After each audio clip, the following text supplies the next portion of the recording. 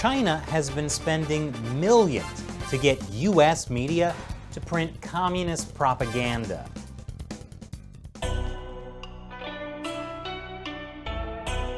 Welcome back to China Uncensored. I'm Chris Chappell. Our precious media. The fourth estate. Where would we be without the trusted mainstream media?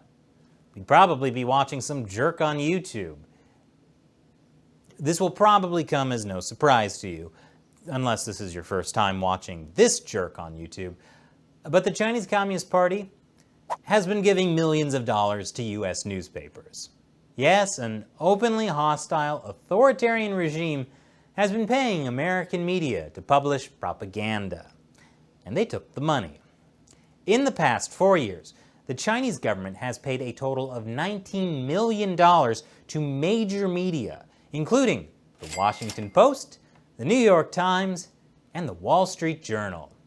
I mean, democracy dies in darkness, so you gotta pay the electricity bills somehow. China Daily, which is owned by the propaganda department of the Chinese Communist Party, has been paying these American newspapers to run China Watch. Now, it may look like a newspaper section, but it's actually a paid advertisement. It's just designed to look like a newspaper article, so you accidentally confuse Chinese propaganda with mainstream media reporting. China Daily has to disclose its activities semi-annually under the Foreign Agents Registration Act. But a recent amended filing was the first to give a full breakdown of who they paid and how much. It's almost as if they wanted this story to come out and blow up any respect the American public had left for our media. But the real question is, did money from China affect how these media reported on China? Well, that'd be hard to prove. Certainly there have been plenty of cases of Western media either knowingly or unknowingly doing reporting that would please the Chinese Communist Party. Did Chinese money influence foreign policy to write articles criticizing Trump's phone call with the president of Taiwan? Did the millions paid to the Washington Post result in critical reporting of the trade war? Or did the $50,000 the New York Times got lead them to publish opinion pieces like this, or this, or this? Okay, probably not, because $50,000 isn't a lot to a company that got $531 million in advertising revenue last year. And Western media pride themselves on the idea that advertising doesn't affect their editorial decisions. So, maybe it's not the money. Maybe it's the fact they all wanted the Communist Party to allow them to have reporters stationed in China. Well, the joke's on them. Bye-bye Beijing Bureau. But even more worrying than the stories these media report are the stories that they won't report. They might bury stories because of external pressure from Chinese officials or internal pressure over losing business in China, like how Bloomberg News silenced its own journalists for reporting on China corruption. So on one hand, the Chinese Communist Party is directly or indirectly censoring news about China, while on the other hand, they're paying Western media millions of dollars to spread the party's propaganda. And it's not limited to China Daily or US media either. Apparently, now The Economist is taking money from state-run Xinhua news agency. So, where can you turn for accurate news on China from someone who will never, ever get paid by the Chinese Communist Party? This jerk on YouTube. Unfortunately, China Uncensored is on a platform that has censored insults to the Chinese Communist Party and demonetizes videos about sensitive topics like the anti-CCP protests in Hong Kong. That's why this show is mostly funded by viewers like you, who contribute to us through the crowdfunding website Patreon. I call our supporters the China Uncensored 50-Cent Army.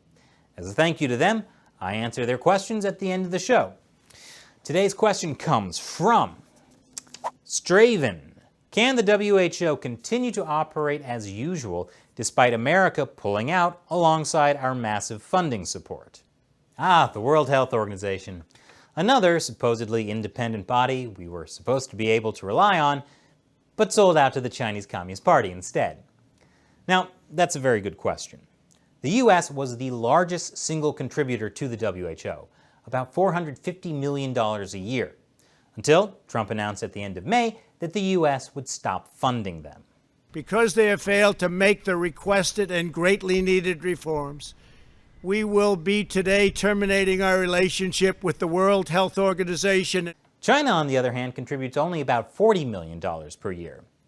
But if you're a fan of the WHO, don't worry, they'll survive. Their biggest funder now is the Bill and Melinda Gates Foundation.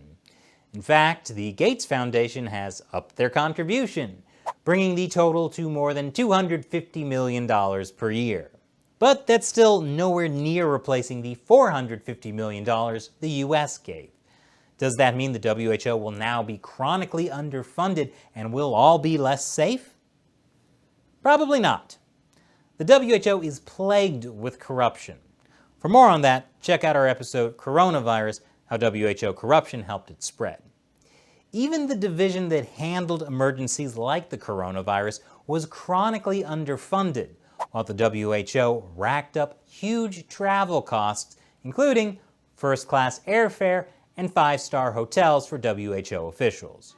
So if operating as usual means waste and corruption, then I hope the WHO won't be able to operate as usual now that the US is pulling funding and redirecting it to other health-related causes. But really, the World Health Organization is just one manifestation of the incredible power China holds over the entire United Nations. Rooting out the rest of China's corrupting influence will be a much bigger task. Thanks for your question. And thank you for watching. Be sure you're still subscribed because YouTube keeps secretly unsubscribing people. The joys of being truly independent from the Chinese Communist Party. Once again, I'm Chris Chappell. See you next time.